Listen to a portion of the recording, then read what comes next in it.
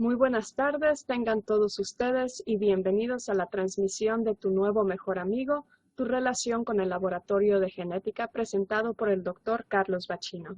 Estamos emocionados de traer esta conferencia virtual educacional presentada por LabRoots. Soy Cintia Cepeda del Brigham and Women's Hospital y seré su moderadora para la sesión de hoy.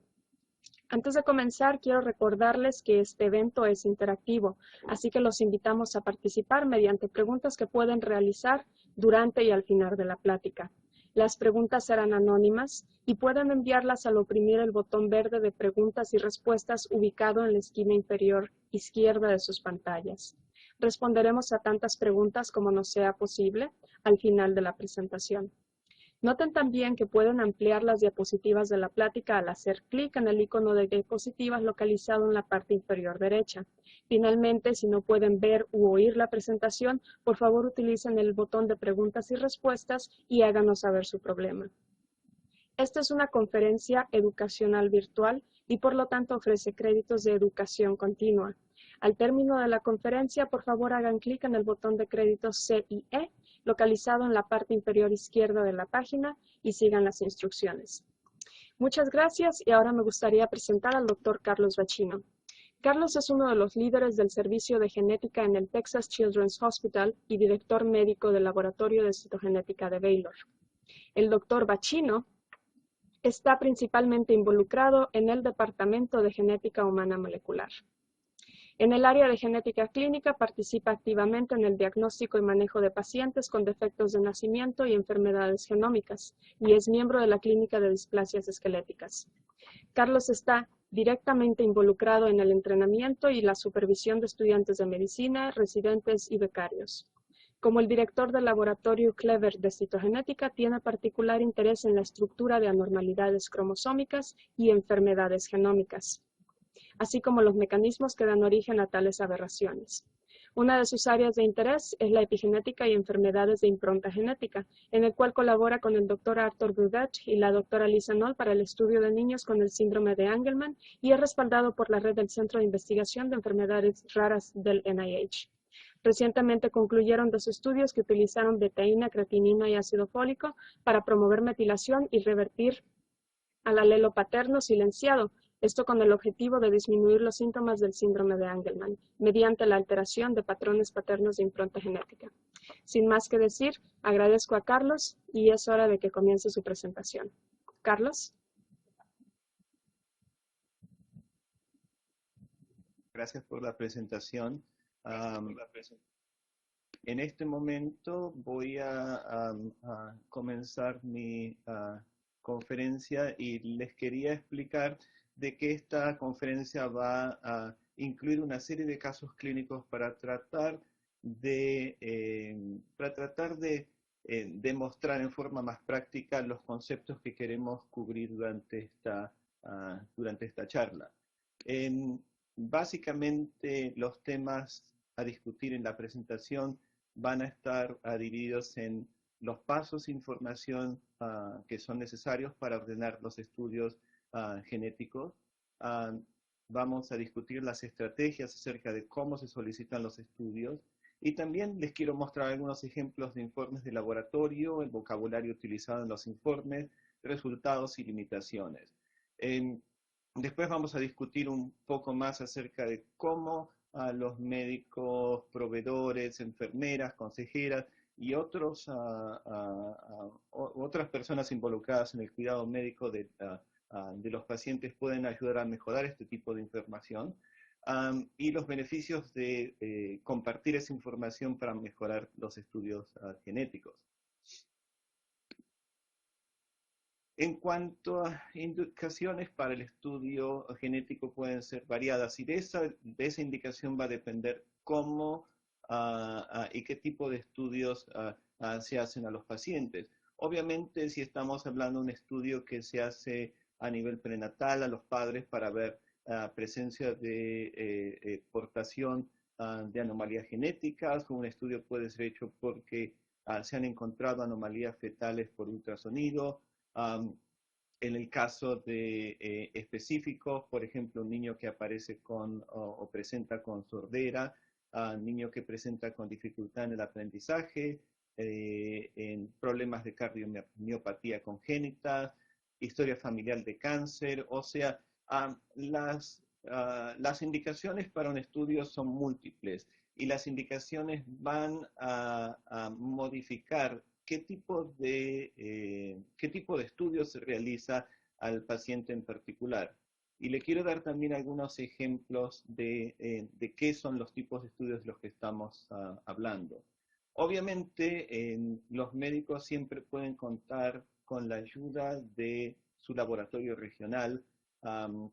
Seguramente en el laboratorio o en el hospital cercano o en el laboratorio con el que ustedes trabajan, hay personal capacitado, ya sea médico genetista, consejero, consejera genetista, patólogo, que pueda explicarles cuáles son los estudios disponibles en ese laboratorio y cuáles son los estudios ideales para efectuar en el paciente en cuanto a la temática que ustedes están interesados.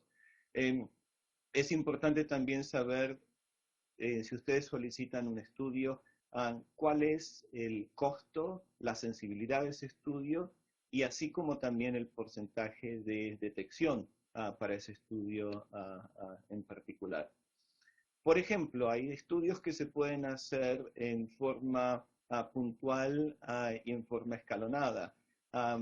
El ejemplo es el estudio para sordera. Si tenemos un paciente que presenta con sordera neurosensorial, hay estudios genéticos que generalmente se solicitan en un comienzo que pueden llegar a detectar un gran porcentaje de aquellos pacientes. Por ejemplo, mutaciones en conexina 26 son una de las causas más frecuentes de sordera genética en los pacientes que presentan con sordera no sindrómica. O sea que en ese tipo de casos es conveniente tratar de pedir el estudio específico para conexina y en el caso de que sea negativo, el médico puede pedir un estudio de un panel y hay distintos tipos de paneles, pero el panel tiene un costo un poco más elevado. O sea, de que uno puede empezar en pequeño y después ir aumentando la complejidad del estudio específico. También, por ejemplo, uno puede hacer estudios de microarray cromosómico o exomas y después seguir completando con otros estudios de metilación, estudios para expansión de tripletes. O sea que el estudio en realidad va a estar manejado por la indicación clínica. También un estudio muy popular, y vamos a hablar ahora un poco de eso, es el estudio de los exomas, pero también hay que tener en cuenta que a veces los exomas no son los estudios ideales para cierto tipo de patologías. Por ejemplo, esto es una lista de los genes que están involucrados en los distintos tipos de sordera genética. Y los dos genes que son muy frecuentes en la sordera genética, ninguno de esos genes son detectados con los estudios del exoma. O sea, para este tipo de evaluación hay que hacer estudios específicos para estos genes. En este caso, haciendo el estudio de conexina 26, uno puede llegar a tener mucha más información y también puede estar seguido por un estudio de un panel. O sea, estos genes que son los genes más frecuentes que están asociados con sordera no están incluidos en los exomas. O sea que hay que tener cuidado porque dependiendo del tipo de estudios, uno puede pensar que el exoma va a cubrir todo el tipo de enfermedades, pero no ese es el caso. ¿Qué elementos deben ser considerados para la solicitud de estudios genéticos? Bueno, una tiene que ver si el seguro médico cubre o no el estudio. A veces estudios múltiples pueden tener un costo más alto que un solo estudio completo. En ese caso, uno puede pensar en sí hacer el estudio de exomas. También la velocidad con la cual se requiere el estudio. Por ejemplo, ciertos estudios para, por ejemplo, estudios prenatales necesitan o requieren una celeridad y que pueden influenciar en el tipo de estudio que se solicita, como en el caso de hoy en día podemos hacer estudios de exomas críticos, los cuales toman la muestra del feto y de los padres y pueden ser informados en aproximadamente 2 a 3 semanas. En cuanto a tipo de muestras, la mayoría de las muestras utilizadas para estudios genéticos son de sangre. Hay excepciones y las excepciones son, a veces podemos tomar muestras de saliva o de cepillado bucal cuando queremos hacer estudios de mutaciones puntuales. En el caso de estudios que tienen que ver con cáncer, a veces hacemos directamente el estudio sobre la muestra o la biopsia, los estudios prenatales que requieren otro tipo de tejidos como las vellosidades coriales o placenta, o el estudio del líquido amniótico. Y en algunos casos especiales, como por ejemplo en autopsia, se pueden utilizar ciertos tejidos, aunque muchas veces esos tejidos pueden ya estar dañados por la falta de oxígeno o tejidos que han sido expuestos a formalina o a fijadores que han sido utilizados para conservar esos tejidos. En algunos casos, sangre coagulada puede ser utilizada para los estudios genéticos. ¿Por qué la saliva no es usada en forma rutinaria? Bueno, la saliva, si bien es una buena muestra, pero generalmente la cantidad de ADN que se puede extraer de una muestra es insuficiente. Para algunos tipos de estudios se requiere mayor cantidad de ADN y también hay problemas con contaminación y hay problemas con la calidad del ADN que se obtiene de las muestras de saliva. La otra cosa que hay que tener en cuenta es el consentimiento y la información que se le brinda al paciente acerca del estudio y proceso del estudio. La información clínica es muy importante que acompaña la muestra. A veces en el laboratorio nos orienta y nos puede ayudar a tratar de enfocar en forma más detallada cuáles son las posibilidades de patología, y esos nos ayudan para mejorar la interpretación y también nos ayudan para ofrecer recomendaciones más apropiadas de estudios y seguimiento. Del punto de vista del laboratorio, el laboratorio no puede recomendar cuidados médicos. Para eso está el médico, para eso está el especialista que requiere esos estudios, pero el laboratorio tiene que informar y tiene que dar información que le sirva al médico a tomar la decisión. Una de las cosas que vamos a discutir en los próximos minutos es cuando el médico informa acerca de la patogenicidad de las alteraciones genéticas específicas, y eso también va a ayudar al médico a tomar una determinación acerca de la asesoría y la consejería genética.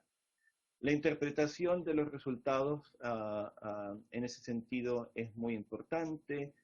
Cuando hablamos de variaciones que se encuentran en un estudio genético, hacemos una clasificación para determinar si esa variante es significativa o no, si interrumpe algún gen o altera una función de una proteína y eventualmente cuál es el impacto en el fenotipo clínico. En cuanto a la interpretación y las recomendaciones, bueno, en base a eso, ¿cuál es la recomendación que yo hago para el paciente en función de esa alteración proteica o genética, y también es importante saber si hay recomendaciones establecidas por la comunidad médica para ese tipo de patología genética, y también qué se necesita hacer para el seguimiento. Les quiero mostrar un caso que es un estudio que fue hecho en nuestro laboratorio. Esto fue un estudio prenatal y el caso es de un feto varón que tuvo copia, una pérdida de copia de número en el MECP2, que es el gen que está relacionado con el síndrome de Rett. Esta pérdida dentro del gen está dentro de un intrón, pero obviamente, como ustedes saben, el MECP2 está asociado con el síndrome de Rett, que es una patología sumamente severa, sobre todo que afecta a las mujeres, pero también puede afectar a los varones. En este caso, lo que se hizo, se hace un estudio de la raíz de la mamá del paciente, y se encuentran con que la mamá tiene la misma alteración donde tiene esa pérdida, esa deleción en el gen del MECP2. Nuevamente, en este caso le estoy indicando las distintas muestras del niño que está, o del feto que está por encima, y la madre que está por debajo. Los dos tienen la misma deleción. Obviamente la mamá es heterocigota, el niño tiene un solo cromosoma X, y acá en la parte de abajo ven la pérdida de los oligonucleótidos, que muestran cuáles los pedacitos de ADN que están involucrados en esta pérdida genética. En el caso lo que sucede es que el array, el microarray del embarazo es informado. A continuación hacemos el array de la mamá, y también vemos que la mamá tiene la misma deleción, y entonces este caso se discute con los distintos profesionales del laboratorio, consejeros genéticos, genetistas, y la pareja se les explica que el hallazgo es probablemente benigno, aunque uno no puede garantizar que no tenga un fenotipo clínico. Para eso hay que hacer otros estudios o estudios familiares, y el problema en este caso es que la madre estaba muy ansiosa y consideraba la posibilidad de terminar su embarazo. Entonces se ofrecen hacer estudios en la familia, y se hace el estudio en otro niño normal de la familia que tiene 18 meses de edad, y el estudio muestra que es normal, o sea que su otro varón no tiene ningún problema. Entonces se expande el estudio familiar y se hace un array en el tío materno, o sea, en el hermano de la mamá, y el tío materno también es normal, o sea que ahora no tenemos mucha más información de la familia, pero finalmente lo que se hace es se hace un array en el abuelo paterno, es en el papá de la mamá, y se encuentra que el abuelo paterno tiene la misma alteración que se encuentra en la mamá y que se encuentra en el feto. Eso fue después confirmado por MLPA. Entonces, eso ya nos da un poco más de tranquilidad, y en ese caso particular el embarazo fue continuado, y podemos decir con certeza que no está asociado con una alteración patológica o patogénica. ¿Qué sucede en el laboratorio cuando estamos informando números de copia, variaciones de número de copia? Tenemos distintas calificaciones o clasificaciones para identificar esas alteraciones. Los benignos son aquellas alteraciones que se han sido reportadas en la literatura y que están establecidas en cantidad de publicaciones y de bases de datos, como alteraciones que no están asociadas con patología y que no tienen una consecuencia clínica importante.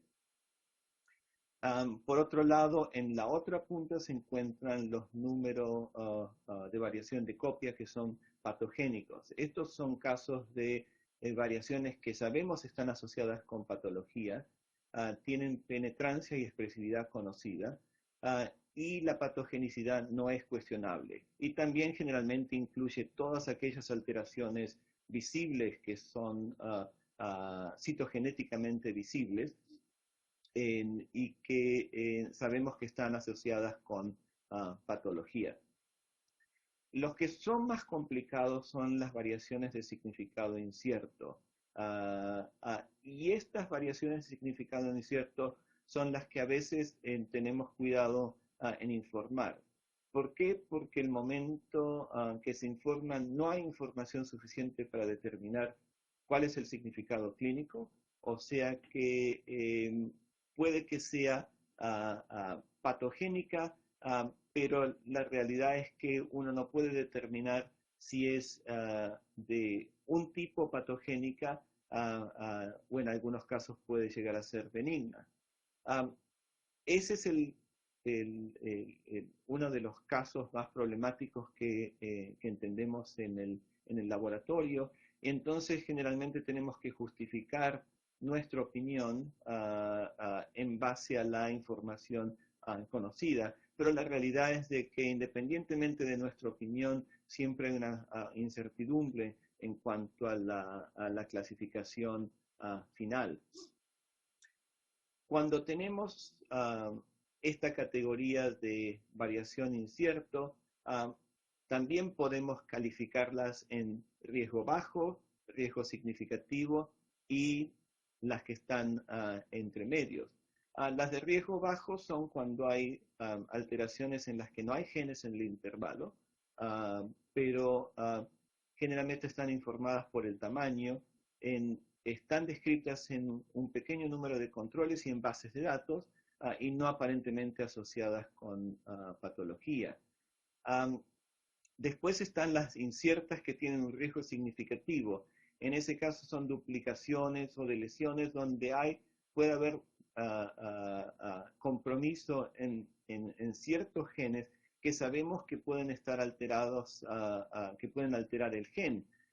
Pero en este tipo de casos generalmente hay muy pocas publicaciones o a veces un simple caso descrito en la literatura, pero hay preocupación por el fenotipo que es relevante en el paciente. Y la que es quizás la categoría más complicada es la incierta sin calificar.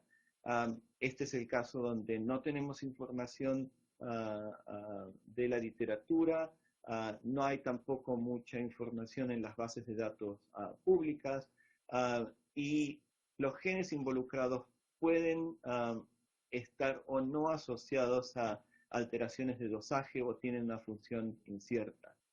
En esa categoría también entran los genes que se llaman de expresión variable y penetrancia reducida. ¿Qué son estos conceptos? Penetrancia incompleta o penetrancia reducida es cuando una persona tiene una variación genómica, pero no muestra la enfermedad. Esa es una persona que tiene penetrancia incompleta. Expresividad variable es cuando las manifestaciones clínicas pueden ser variables en un individuo de leve a más severo, y eso puede verse en los distintos miembros de una familia que tienen la misma alteración en particular. ¿Cómo manejamos este tipo de situación? La manejamos con información de la literatura, lo manejamos de información que aparece en bases de datos. Por ejemplo, para variaciones en los números de copia, hay distintas bases de datos, como por ejemplo una que se llama Decipher, que nos permite obtener información de otros pacientes o individuos reportados en esta base de datos que está contribuida por muchos laboratorios en todo el mundo y que nos explican si hay asociación con alteraciones clínicas en cada caso particular. No voy a detenerme mucho en esta gráfica, porque ustedes también la tienen y la pueden mirar con más cuidado luego en su PDF, pero esto les está ejemplificando en la tabla que está en la izquierda, les ejemplifica de los distintos CNVs o variación de número de copia que están asociados con distintos cromosomas y duplicación o de lesión, que tienen una penetración diferente, porque es algo que ya se ha visto en distintas familias. Por ejemplo, en algunos casos, en el primer caso está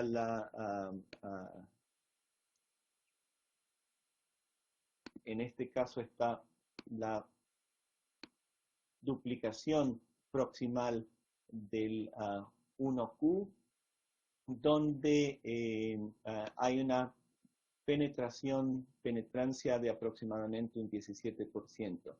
Eso significa que un padre o una madre que tiene esa duplicación puede ser completamente normal, pero tener un hijo que tiene la misma duplicación, pero tiene manifestaciones clínicas. En la derecha está la gráfica que les muestra, por ejemplo, las deleciones en 16p11. Y acá les compara individuos que tienen la deleción 16p11. En el caso, en la parte izquierda de la gráfica, muestra el coeficiente intelectual de las personas con la deleción, y en la parte de la derecha, que está en azul, son las personas de la misma familia que no tienen la alteración. O sea, eso lo que está representando es de que en una misma familia puede haber diferencias del coeficiente intelectual relacionados con las variaciones estas de número de copia. El otro estudio que el laboratorio hace con frecuencia es el estudio de los exomas. Y los exomas son estudios que se hacen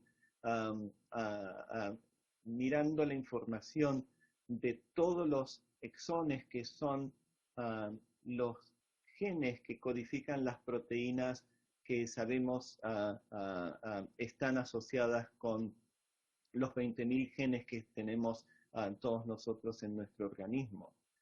Este es un estudio muy popular y les quiero recordar que los exones solo representan 1.5% del genoma total.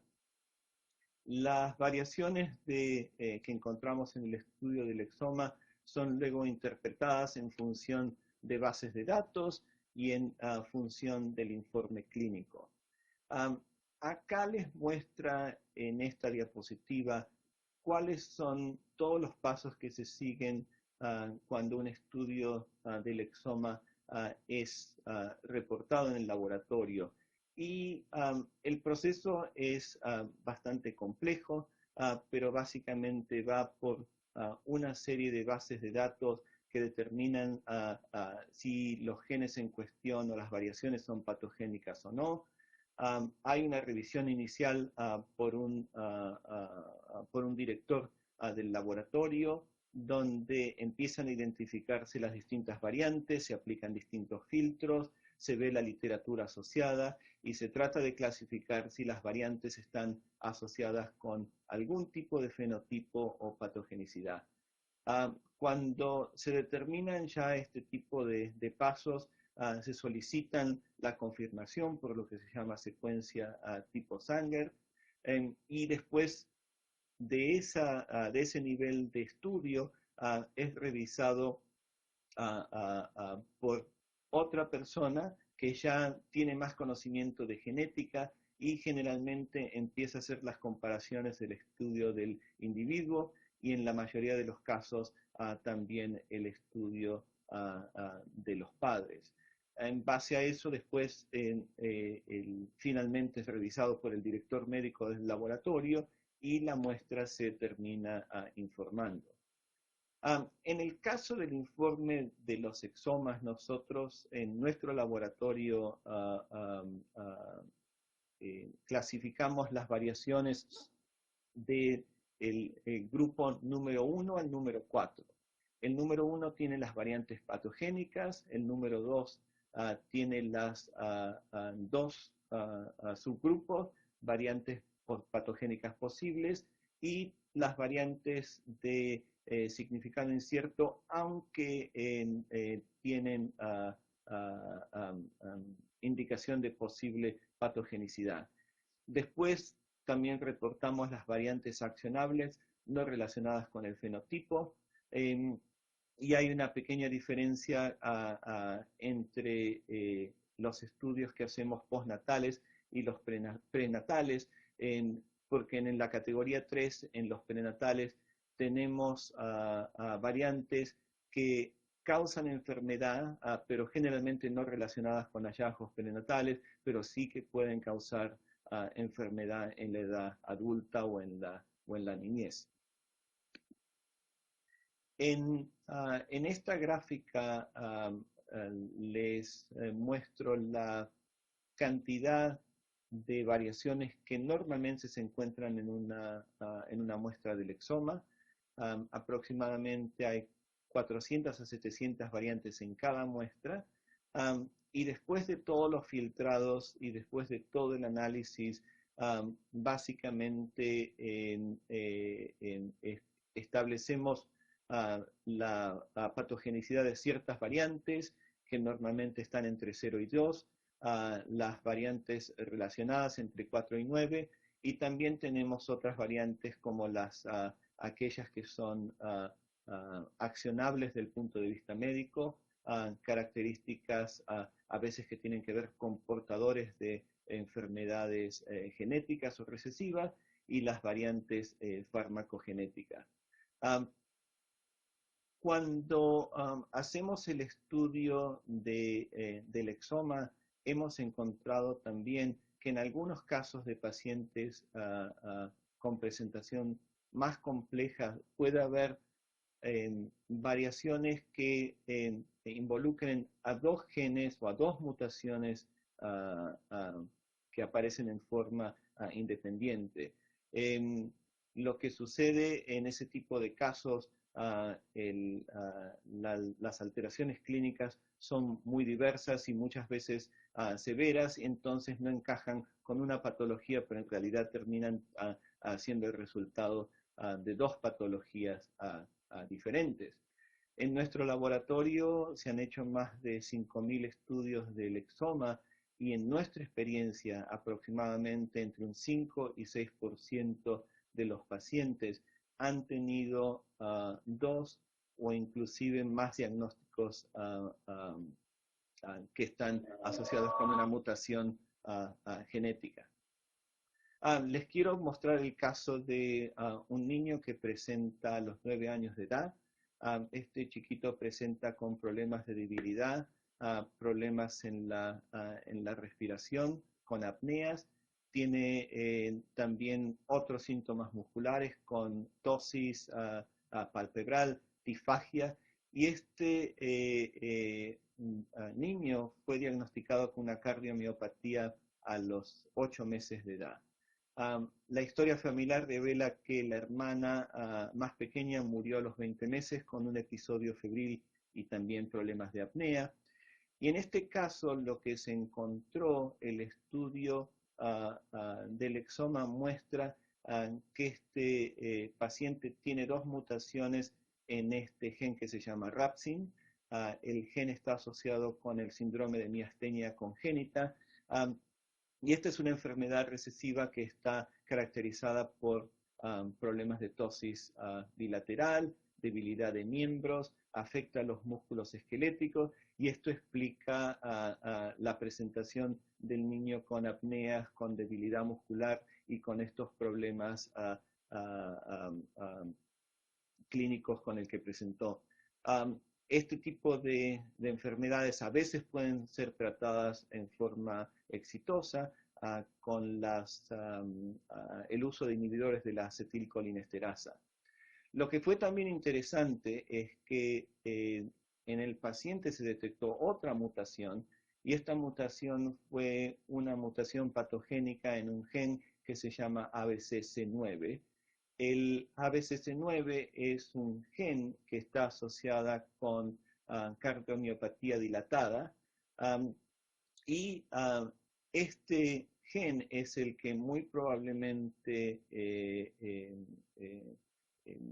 nos informa de que el niñito que presentó con una cardiomiopatía está asociado con una mutación en este gen en particular.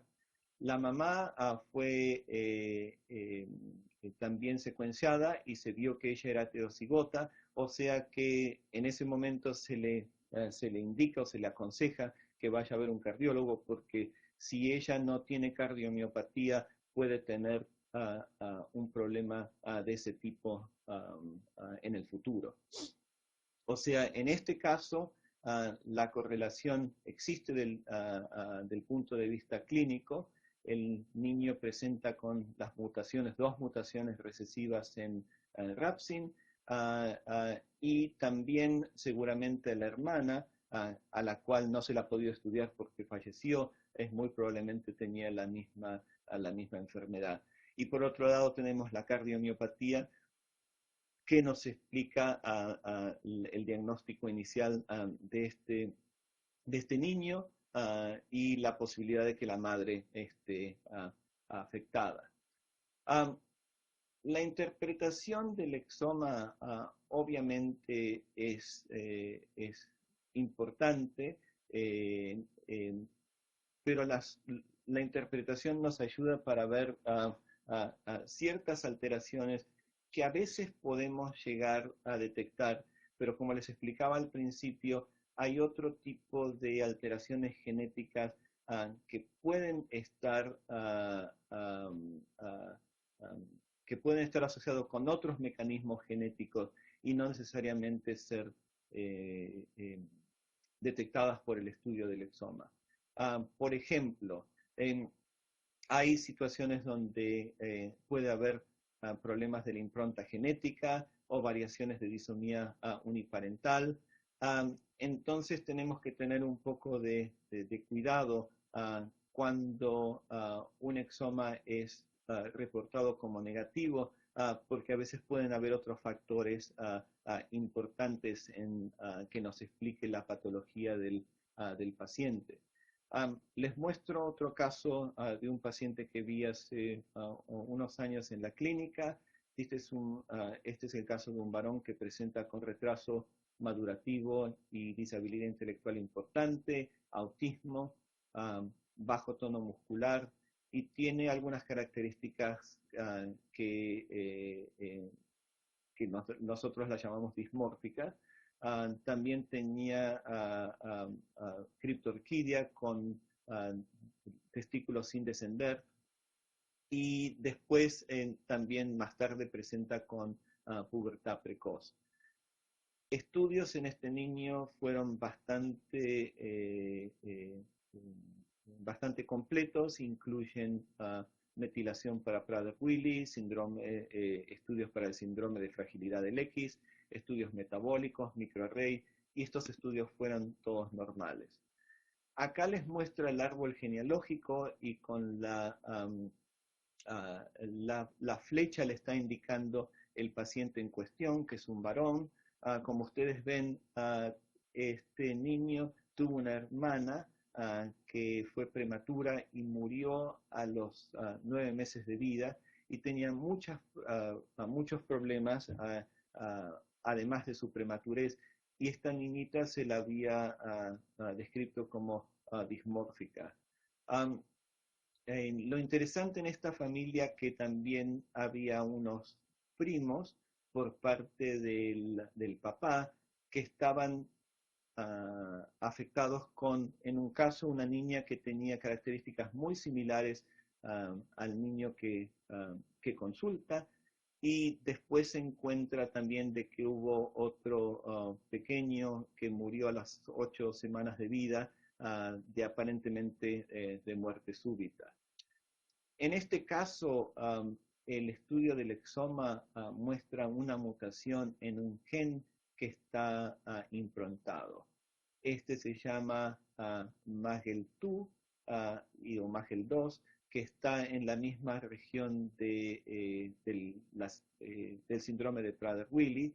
Tiene características similares al síndrome de Prader-Willi, y en este caso se encontró que la duplicación o esta alteración en el gen venía por parte del padre. Cuando hicimos más estudios de la familia, entonces vemos que el padre es portador de esta duplicación, el hermano del padre es portador de la duplicación, ninguno de ellos es afectado porque este es un gen improntado paterno, pero el mismo gen también estaba presente en la abuela por parte del papá. Estudios que se hicieron a posteriori mostraron de que la hija del tío también tenía la misma mutación. O sea, en este caso, el árbol genealógico tiene mucha importancia para poder interpretar y poner toda esta información en conjunto. Y este es un poco más del detalle en el momento que reportamos la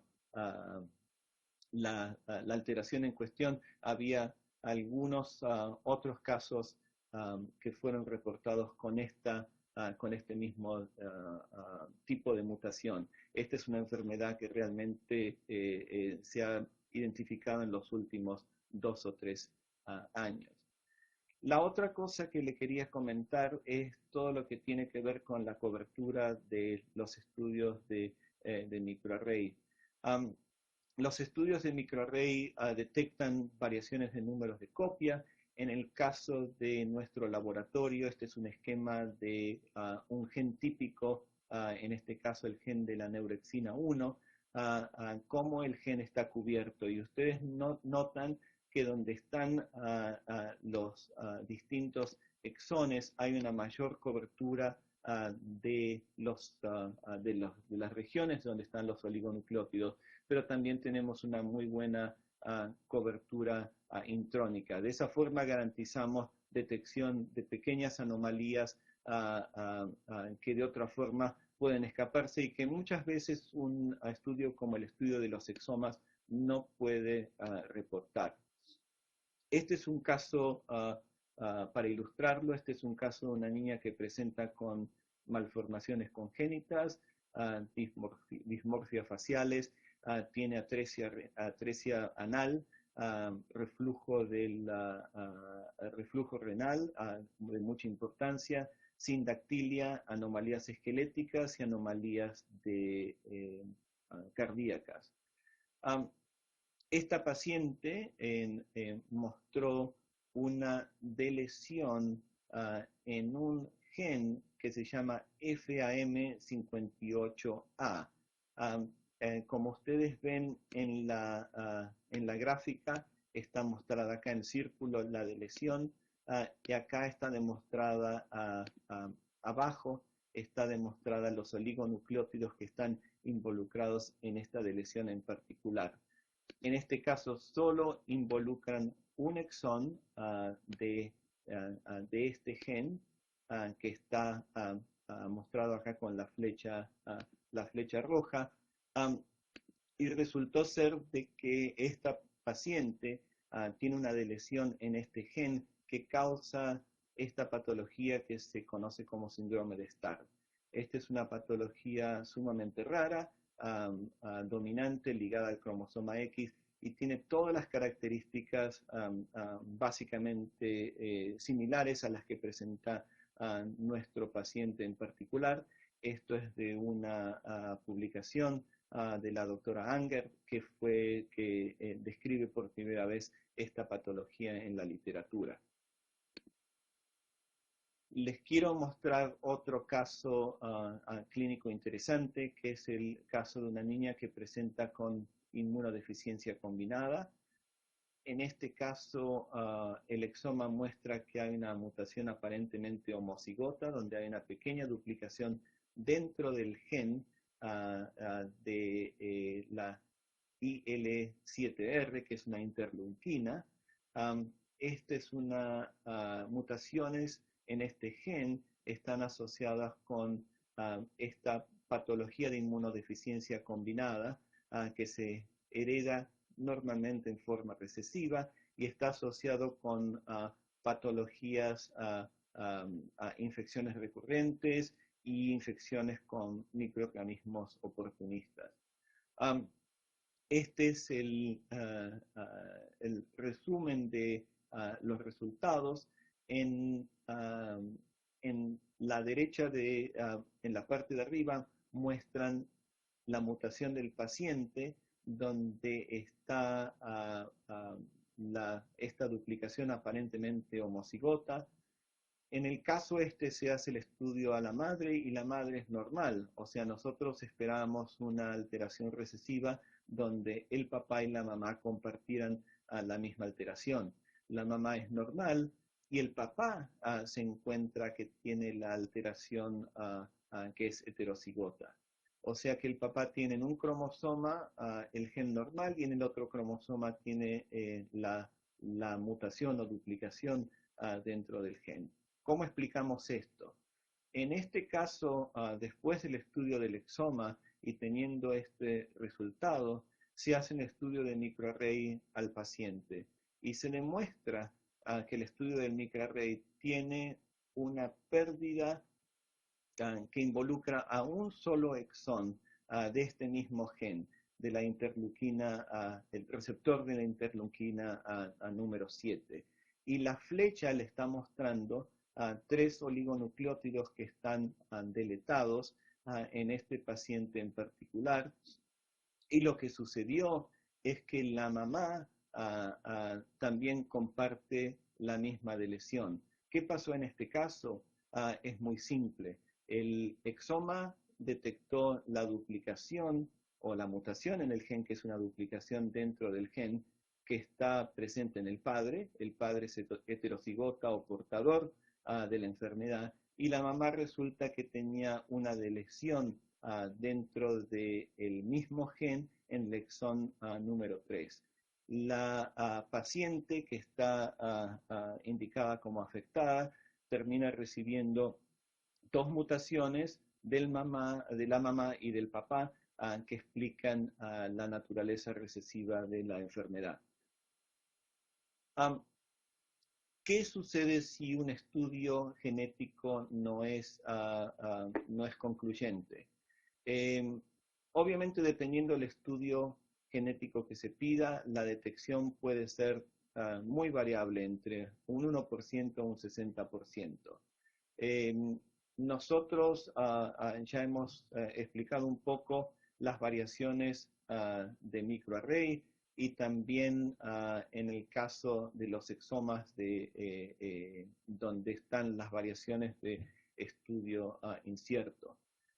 En este tipo de casos, lo que es importante es hacer estudios parentales, el estudio de los padres si están disponibles, estudios familiares para determinar cómo la enfermedad y si la variación en particular se segrega con la enfermedad, o también en algunos casos hacer estudios clínicos para determinar o identificar elementos específicos basados en las predicciones del gen. Puede ser un estudio de metabolismo, puede ser un electrocardiograma, pueden ser distintos tipos de estudios clínicos que nos ayuden a aclarar la información. ¿Cuál es el rol del laboratorio o del médico en el seguimiento de estas recomendaciones y estudios? Bueno, el rol del laboratorio es proporcionar la mejor información para resolver la interpretación de estas variantes de significado incierto, tratar de resolver si las variantes son patogénicas y también brindar información para el manejo de patologías asociadas con la alteración patogénica o enfermedad asociada a la mutación. El rol del médico es diferente. El rol del médico es tomar decisiones de manejo clínico basado en la correlación clínica de los estudios genéticos y obviamente considerando la situación individual del paciente, edad, enfermedades intercurrentes, pronóstico, decisión del paciente, etc. ¿Cuáles son los beneficios para compartir la información de los resultados y comparar con las variantes que se han convertido en un elemento muy importante y necesario para el beneficio y la seguridad del paciente? ¿Y cómo incentivar esta práctica? Esto lo comento porque nos encontramos, hay muchos laboratorios en distintas partes del mundo que basan su información o la información de su reporte o su informe en función de información que otros laboratorios han depositado en bases de datos o en lugares que tienen acceso público. Muchas veces sucede que hay información que algunos laboratorios privados tienen y que no comparten con con otros laboratorios o con otras bases de datos. Entonces uno trata de ver cuál es la forma, cuál es la solución para las partes interesadas y los consumidores.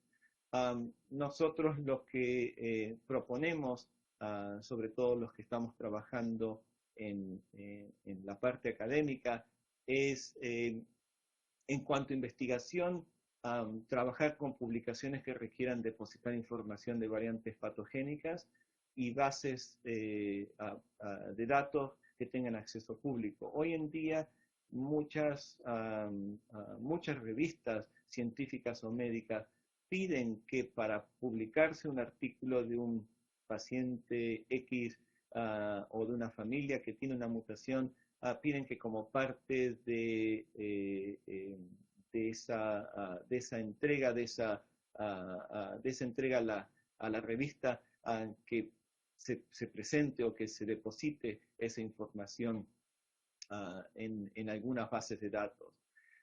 También la otra forma es tratar de presionar a las organizaciones que acreditan a los laboratorios para que los laboratorios depositen esas variantes y así como su interpretación y que sea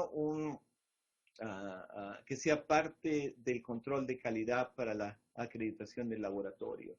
En cuanto a los hospitales, clínicas y proveedores de salud, lo que ustedes pueden hacer desde su lugar es pedir estudios de laboratorios a lugares que comparten las variantes con otros. En el caso de las aseguradoras, también requerir que la interpretación de las variantes sean proporcionadas.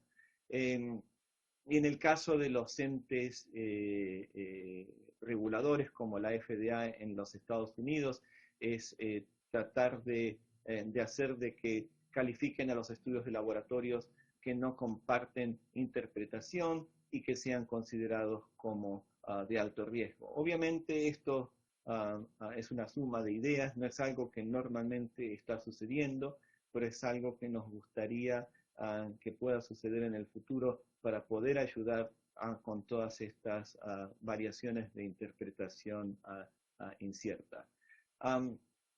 Yo creo que en estos momentos ya voy a cerrar mi charla. Creo que ya me estoy pasando un poco de tiempo. Les agradezco mucho por su atención y les agradecería, si tienen algunas preguntas, las podemos hacer ahora o las podemos discutir al final de la sesión, y si necesitan en el futuro me pueden enviar un correo a la dirección que está listada en la diapositiva. Muchísimas gracias.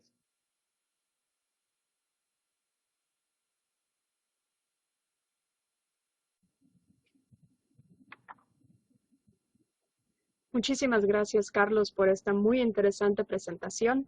Es tiempo ahora de preguntas y respuestas. Si tienen alguna pregunta que les gustaría realizar al doctor Bacino, por favor, háganosla saber en estos momentos. Den clic en el icono verde de Q&A en la parte inferior de la ventana de la presentación y una vez escrita, denle clic a enviar. Responderemos a tantas preguntas como nos sea posible.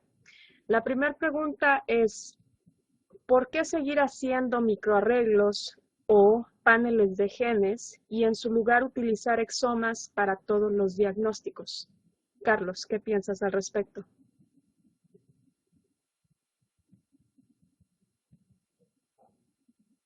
Ahora no es infrecuente que la gente pida exomas y ni siquiera pida estudios de microarreglo. El estudio de los exomas no detecta microarreglos cromosómicos. Hay algunos laboratorios hacen un SNP array que lo hacen como parte del control de calidad, pero ellos no reportan variaciones de número de copia. Por ejemplo, el caso que ejemplifiqué de esta paciente que presenta con la alteración de interleuquina. En esta paciente había una sola mutación y la segunda mutación se descubrió por hacer el estudio de los microarreglos. O sea que el estudio de microarreglos en muchos casos, cuando, a no ser de que se sospeche una patología recesiva o dominante que está asociado a una sola mutación, es importante de realizar porque uno puede estar considerando que el exoma le va a dar todas las respuestas si no es así. O sea que es muy importante el estudio del microarreglo. En cuanto a los paneles, depende de la situación. Por ejemplo, para sordera, generalmente nosotros pedimos paneles. ¿Por qué? Porque hay muchas mutaciones que están en lugares, en partes de los genes donde no están codificadas o variaciones de número de copia que los paneles lo efectúan. Por eso es importante el panel. Si yo hago un estudio de sordera y conexina me dio negativa y el panel me dio negativo, entonces, bueno, quizás tengo que considerar el exoma para buscar mutaciones en genes que por ahí no son conocidos, pero es más a nivel más en búsqueda investigativa. Pero los paneles tienen todavía su valor y su lugar en cierto tipo de situaciones, aunque la realidad es que poco a poco están siendo desplazados por el exoma. Pero por eso es importante que cuando un proveedor de salud quiere un estudio genético que consulte o que interactúe con el consejero genético o el director médico del laboratorio para saber cuál es el mejor estudio que pueden efectuar.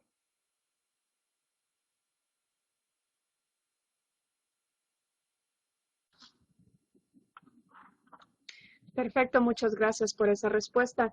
Estamos en nuestro límite de tiempo, desafortunadamente, por lo que si tienen más preguntas, por favor, vayan al lugar de preguntas y respuestas o en el Networking Lounge y ahí encontrarán al doctor Bacino. Me gustaría agradecerte, Carlos, una vez más por tu presentación y si tuvieras algún comentario final para esta sesión.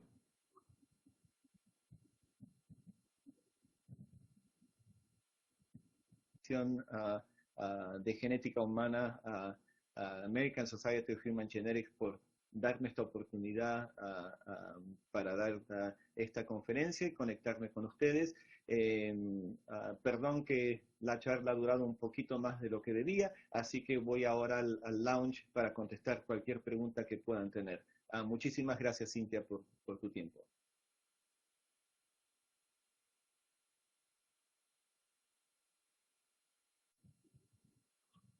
Gracias a ti, Carlos, por esta excelente plática. Una vez más, esta es una conferencia educacional virtual y por lo tanto ofrece créditos de educación continua. Al término de la conferencia, por favor hagan clic en el botón de créditos CE localizado en la parte inferior izquierda de la página web y sigan las instrucciones. Antes de partir, me gustaría informarles que esta conferencia virtual estará disponible como video en demanda hasta el 22 de septiembre de este año. Recibirán un correo electrónico por parte de LabRoots que les hará de su conocimiento cuándo estará disponible. Por favor, compartan este anuncio con sus colegas que hayan perdido la oportunidad de ver este evento en vivo. Están ahora invitados a unirse al Dr. Bacino en la sala de conexiones una vez concluida la sesión. Carlos estará respondiendo a más preguntas y dudas que puedan tener. Pueden acceder a esta sala a través del lobby y utilizar el chat en vivo donde pueden ingresar sus preguntas. Muchas gracias por haber asistido a este evento. Esperamos verlos pronto y que tengan un bonito día. Hasta la próxima.